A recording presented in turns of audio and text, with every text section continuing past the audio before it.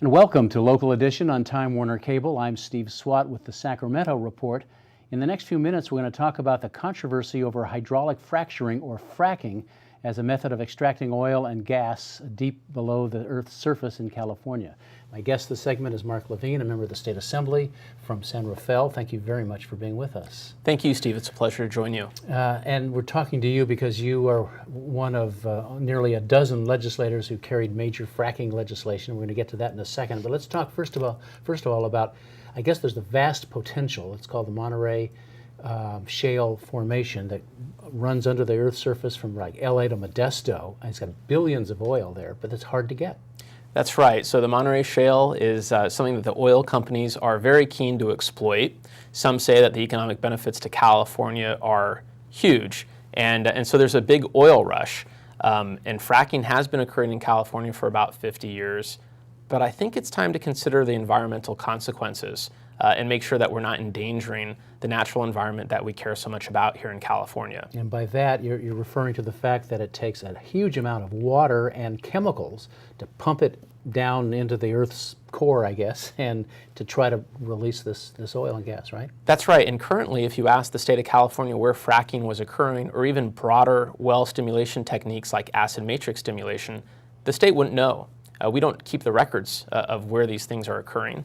And so we don't know what the environmental consequences are because we're not monitoring the wells that are being fracked. So in this current legislative session, we've seen nearly a dozen bills to deal with fracking. Some would impose a moratorium, others greater regulations, public disclosure of what these chemicals are and things like that. You had a bill that only got 25 votes in the State Assembly, so it's through.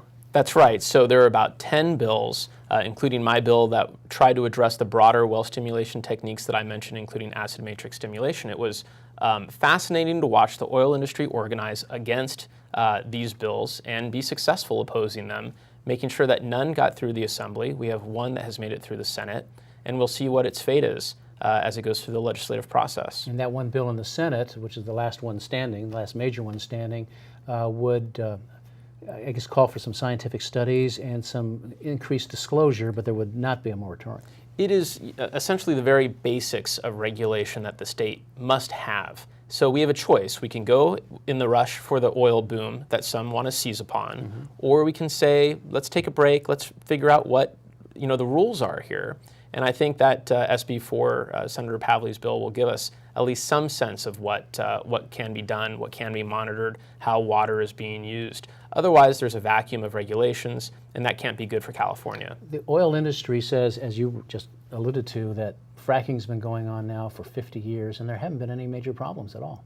That's right. We don't know exactly how often that's occurred. We don't know where. We don't know what's been done with the wastewater. And so there are a lot of unknowns, and we need some regulations to understand that. My bill was called a de facto moratorium because I was seeking to make sure that fracking did not pose a threat to public health. And the oil industry said that that was a standard that they could not meet.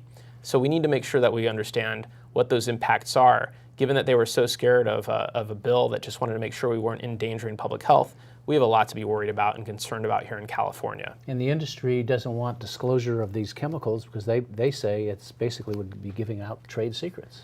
Well, in their successful attempt to oppose all the bills that attempted to address fracking this session, we know pretty sure that they don't want any regulations at all. So they don't want to let people know what chemicals they're using. They'll call them trade secrets.